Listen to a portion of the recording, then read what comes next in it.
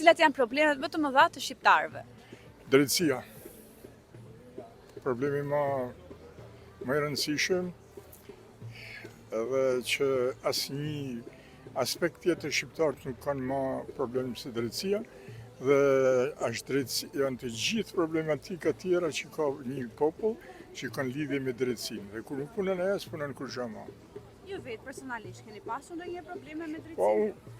unë po tregoj një gjë që ka lidhje me aktualitetin. Unë jam shkodran dhe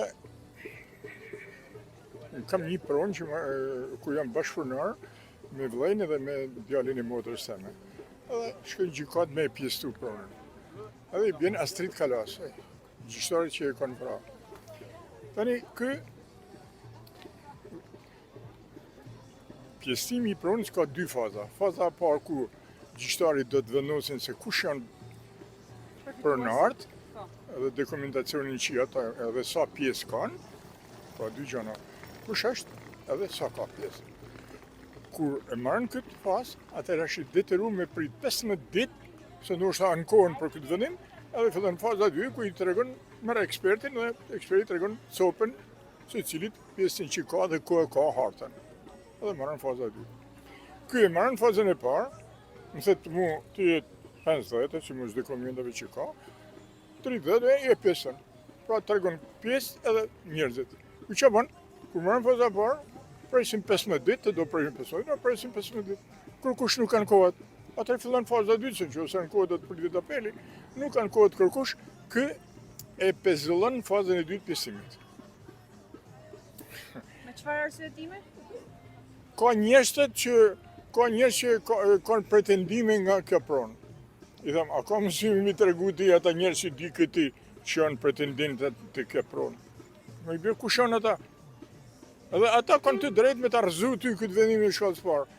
Po ne më tregu ti kush janë ata? Nuk din me tregu se nuk ekzistojnë të njerëz. Vetëm dikush prej këtyne i ka dhënë parë se më na lënë gjyq. Edhe unë ankohem në apel. Kryetari i gjykatës apelit i bën çështja, vetëm se nuk i ka thënë ky është i luajtur mendsh, që refuzon me zbatu vendimin e shkallës parë që e ka marrë vetë.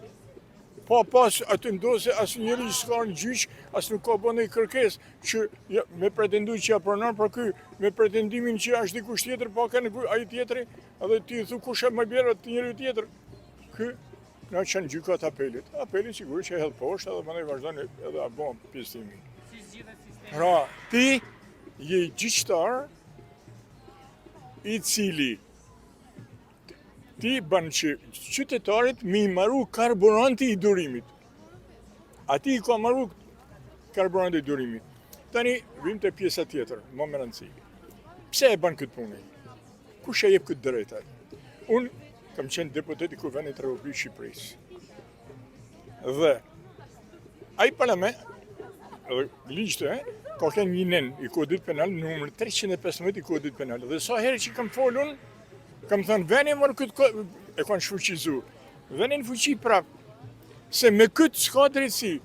Këtë nen, thote, në qoftë një gjyqtar me një vendim që dihet se i pa drejt, ai dënohet 13 vit burg. Si ishte në rastin tim, në rastin e këtij qytetari që e ka vra. Pra dënohesh, atëherë kur ishte ky nen, nuk bëshin dot më gjëra që kanë e bëjnë për ditë gjyqtar. Se kanë nenin.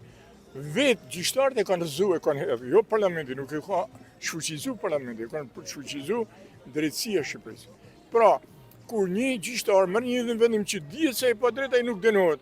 Kurse kur ai qytetari, djali i ri që ka vrarë njëri, që ka marrë një vendim pa drejt, ai dënohet. Kjo është pa drejtësi e vërtet. Tani, jena këto.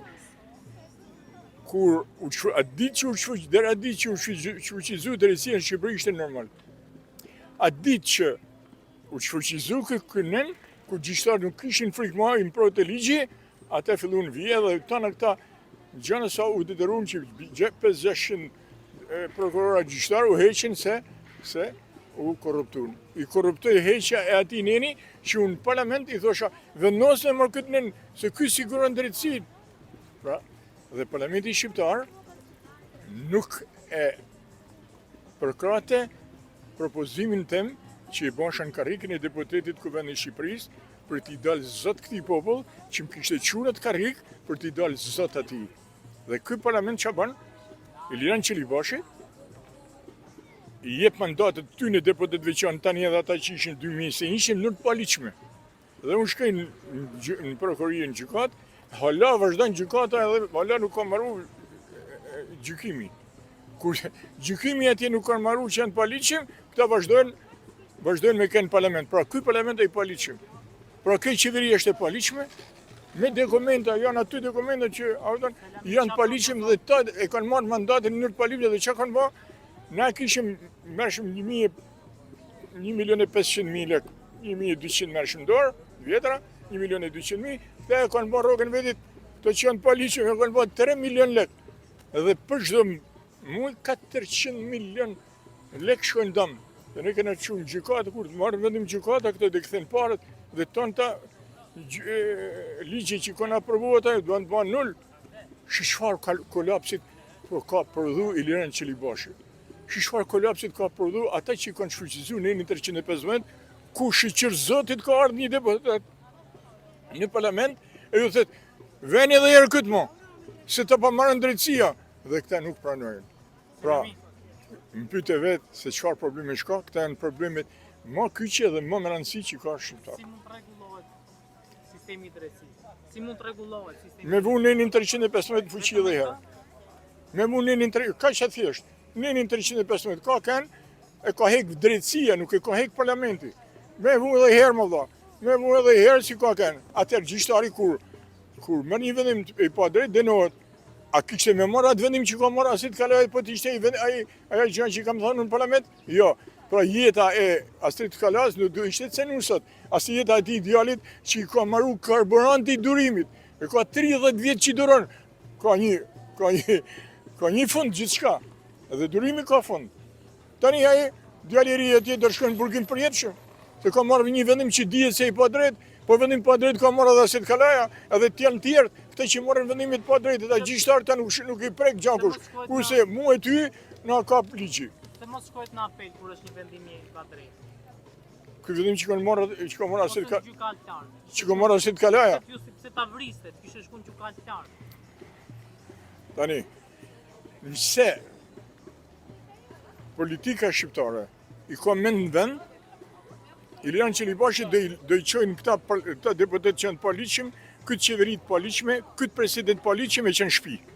Bën zgjedhje të rregullta, edhe vendoset. Atëherë kur vjen parlamenti i ligjshëm, ai duhet me marrë këtë vendim dhe kur shkon kjo çështje që thuti e Astrid Kalas në parlament atje në apel, ai që ka me marrë shërtim nuk ka me, ai ka me gjyku mirë. Pse? Se bën me marrë një vendim që dihet se i pa drejt ai ka me hinë burg. Ai s'ka me marrë pa drejt. Prandaj për mu rregullu kjo punë, duhet me bën këtë gjë. Këtë parlament me çu shtëpi, këtë ministër drejtësi dhe me ralltan shtëpi, se janë paligjshëm me bën zgjedhjet si thet kodi, si thet ligji, atëherën me vendos që neni 315 se tani bën me rrezu këta është i paligjshëm ky rrezim. Rrezimi bëhet nga parlamenti i ligjshëm. Kur të bëhet vend edhe herë në fuqi ky ligj, ai burr që ka me gjyku në apel, ai nuk merr vendim pa drejt. S'mund të marrë vendim pa drejt, se dënohet me 30 ditë burg. Kjo është mënyra për me rregullu drejtësinë. Dhe kur kena të rregullu drejtësinë, kena rregullu të gjithë problemet tjera. Që kanë lidhje me këtë, nuk mundesh me vjedhti, se nuk të lënë gjyqtarit që në burg, kurse tani kur ati si bën gjë ti vjedhe, merr lekë edhe ta hedh ty. Atëherë korrupsionin e mpron vetëm një kynen. Dhe unë sa kam në parlament, sa herë kam fol, gjithmonë janë të regjistruar, të filmuar, të ruajtur në arshiv. Selami Jeni Sheri, deputeti i Kuvendit të Republikës Shqipërisë, kryetari i Partisë Bashkim Popullor i Pensionistëve të Republikës Shqipërisë, ka ngritur këtë problem që kjo situatë mos më ardhë më.